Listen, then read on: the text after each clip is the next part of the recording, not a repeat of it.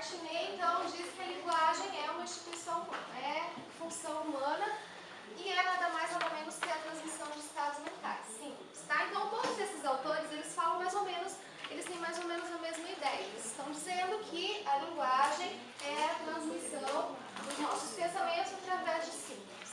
Aqui eu coloquei uma tirinha para vocês descontraírem um pouco. Pode passar, eu acho que já deu tempo. Tá. E agora, então, falando da comunicação. Falamos, então, da linguagem e depois, então, do desenvolvimento da linguagem, o ser humano passou a se comunicar. E a comunicação, ela é nada mais nada menos que um processo de socialização. É uma informação que passa por pelo menos 2 interlocutores, né? Não é possível, então, existir comunicação sem que existam ao menos 2 interlocutores. Os autores aqui também falam sempre mais ou menos a mesma ideia. A comunicação é a resposta a um estímulo, né? Eu vou conversar com alguém, eu espero que essa pessoa me responda e eu responda a ela, então é uma troca. E o objetivo da troca vai definir para que é esse ato comunicativo. É uma conversa informal, é uma aula, é uma apresentação, tá? Então, depende da natureza do que você quer passar. A comunicação é verdadeira, então, quando os interlocutores compreendem e interpretam o que falam, né? Então, também, além de ter 2 interlocutores, eles precisam compreender e interpretar o que está sendo dito, senão não é uma comunicação, né? Pessoas falando coisas sem sentido. Representação de modelos mentais. Pode passar. Então, a troca de informação é um sistema dinâmico. Você recebe uma informação, você pode estocar essa informação ou você pode transmitir essa informação. Tá? Então, ou você pode estocar por um tempo e depois transmitir essa informação. Você pode aumentar um pouco essa informação aí, daí surge a chamada fofoca, né? Um recebe uma informação e transmite com alguns detalhes a mais. Mas, enfim, esse é o processo da informação, então. Esse autor diz que o processo é um processo de significação. Um sinal que necessita de uma resposta interpretativa. Então, a comunicação é um sinal que precisa de uma resposta, né? Não é algo isolado. Tá, as relações comunicativas, elas podem ser simétricas, elas espelham o comportamento, ou complementares, quando complementam o comportamento. E a comunicação é inevitável e irrepetível. Inevitável porque ela acontece o tempo todo nós estamos nos comunicando, e irrepetível porque ela muda o tempo todo, né? A informação não é a mesma de um minuto para o outro, ela muda o tempo todo. Essa teoria da informação aqui, eu busquei algumas coisas, a gente buscou algumas coisas sobre a teoria da informação e ela leva até um cálculo matemático, mas enfim, o importante é saber que existe uma fonte de informação, que existe um transmissor e que existe então um receptor que vai receber essa mensagem. Chegamos então na comunidade e na cultura. Nós falamos até agora da linguagem e da comunicação. A linguagem existe do ser humano para que exista a comunicação. E a comunidade, a sociedade, ela só existe por causa da comunicação, né? Então, a comunidade e a cultura só existem por causa da comunicação e da linguagem. Todas as experiências que são vivenciadas no grupo, elas são transmitidas, elas são compartilhadas, e elas levam, então, à transformação do mundo, né? O nosso mundo só é o que ele é hoje porque, desde o início dos tempos, houveram mudanças e transformações que levaram a chegar ao que nós somos hoje, ao que nós temos hoje. E a interação humana, então, nesse mundo se deu através da palavra. Daí nasceu a história, a cultura e a educação. E a cultura nada mais é do que um comportamento aprendido por um indivíduo e partilhado no seu grupo. Tá? Então, diferentes grupos têm diferentes culturas. 5 minutos. Tá. A cultura diz o que foi aprendido ao longo da história. Eu vou correr porque a gente já está com o tempo.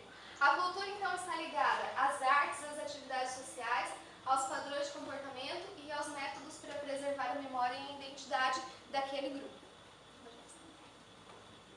O que é cultura? É produção e uso de objetos para a relação do homem com a natureza, relações familiares, relações econômicas, fenômenos de comunicação. Tudo é cultura, da roupa que o indivíduo do grupo usa, ao livro que ele lê, da comida que ele come, à imagem que ele passa, tudo é cultura. Ela está em toda parte. Eu coloquei aqui a figura também de uma cultura mais alternativa aí. E falando então em sociedade, a gente tem dois pontos. O que a gente chama de comunidade, né, que é um grupo pequeno, que tem as mesmas explicações para os mesmos fenômenos, e a sociedade, então, que é um conjunto dessas comunidades e tem diferentes explicações, então. Aqui na comunidade a cultura é igual. Aqui na sociedade a cultura é diferente. Existem várias culturas dentro dessa sociedade. Pode passar. A comunidade, então, ela existe porque acontece uma interação social. Há um intercâmbio entre os indivíduos. E dentro dessa comunidade, você acaba tipificando as pessoas que são membros dessa comunidade.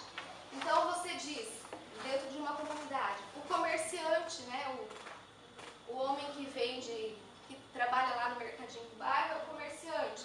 Ou o adolescente, ou o mendigo. Você acaba dando nomes para determinadas pessoas dentro dessa comunidade.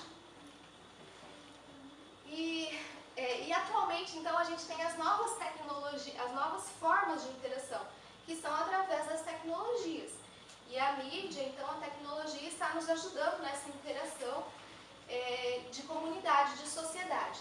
Esses meios de comunicação, eles são nada mais, nada menos que extensões do homem. Então, eles só existem para nos ajudar nesse processo de comunicação. E a gente diz que surge, então, um ambiente técnico-cultural, uma interação através dos meios de comunicação.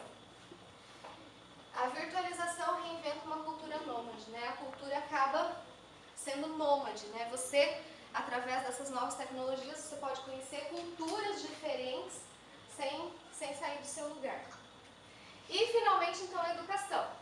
A comunicação e a educação. Então, existe a linguagem, a comunicação, a sociedade e a educação, que estão todos vinculados e levam ao processo de educação. O que é a educação? É uma transmissão sistemática de conteúdos e conhecimentos que são produzidos e acumulados na história da humanidade. E só existe porque existe linguagem, porque existe comunicação e porque existe sociedade. Tá? Pode passar. A educação deve permitir que os alunos, os educandos, eles tenham uma apropriação de conhecimentos para que eles possam elaborar novos conhecimentos. E para que eles possam, então, ter uma visão mais científica do que eles já sabem na sua vida cotidiana. Esse contato e acesso ao conhecimento acontece na vida social, no acesso à cultura, na libertação e dominação de condições de classe. Aqui eu coloquei uma figurinha também. E nesse ambiente de educação a gente tem o professor, que é o mais importante, né? Agente comunicativo, agente de informação, e atualmente ele é visto não só como detentor dos conhecimentos, mas também como um pesquisador, como reflexivo, como experimentador, não somente como transmissor de conhecimentos e conteúdos. Pode passar. Aqui falando um pouquinho do professor, ele deve ser essa a função dele, né?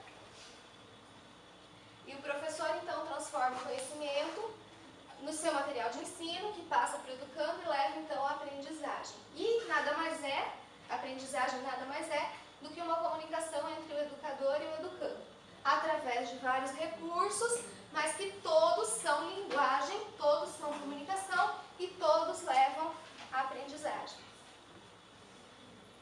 Para que o aluno possa aprender, ele precisa, aqui é o aluno, aqui é o professor, ele precisa ter ao menos um pouco de noção do que o professor está ensinando.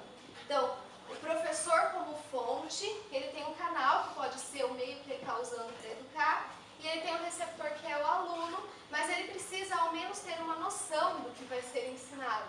Por isso, conteúdos novos são tão difíceis para a gente aprender, porque a gente não tem nenhuma noção, e aí esse processo comunicativo, esse processo educacional fica mais difícil.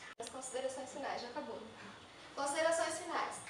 O homem, então, vamos tentar juntar tudo isso, então, que a gente falou aqui. O homem é um ser que fala, que trabalha, que organiza, que faz tecnologia, e a sua ação humana coletiva, através do trabalho, é uma tarefa social, e a palavra é um diálogo, uma interação, né? Então, a linguagem na ação humana coletiva do homem. O comportamento modelado, né, seguindo uma cultura, uma vida sociocultural, cheia de valores e regras. E isso tudo, então, nos leva a entender a educação como uma apropriação de conhecimento e desenvolvimento de uma vida cultural. O aprendizado, então, que é o motivo principal desse nosso texto, a gente falou de tudo isso, da linguagem, da comunicação, da sociedade, para então falar da educação, do aprendizado, que é um processo educativo que passa pela comunicação, que só acontece por causa do desenvolvimento da linguagem, tá? E a interação, então, se dá por uma comunicação, que é a comunicação aluno-professor. E o fracasso na educação pode ter relação com a falta de comunicação. Pode pular esses dois. E aqui, uma comunidade, uma sociedade aí fazendo interações e ações. É isso. Muito bem. Alguém vai fazer alguma pergunta? Quantos slides deu mesmo? Deu 26 ou 27? Acho que 26. Uma pergunta sobre o conteúdo trabalhado. Uma pergunta. Quem que vai perguntar? Posso fazer? Pode. Nós também sobre um pouco sobre a linguagem. Eu gostaria de saber se no tema de vocês tem alguma... você fala bastante da fala, né? Se levou em conta os deficientes da fala, não tocou nesse assunto? Muito pouco.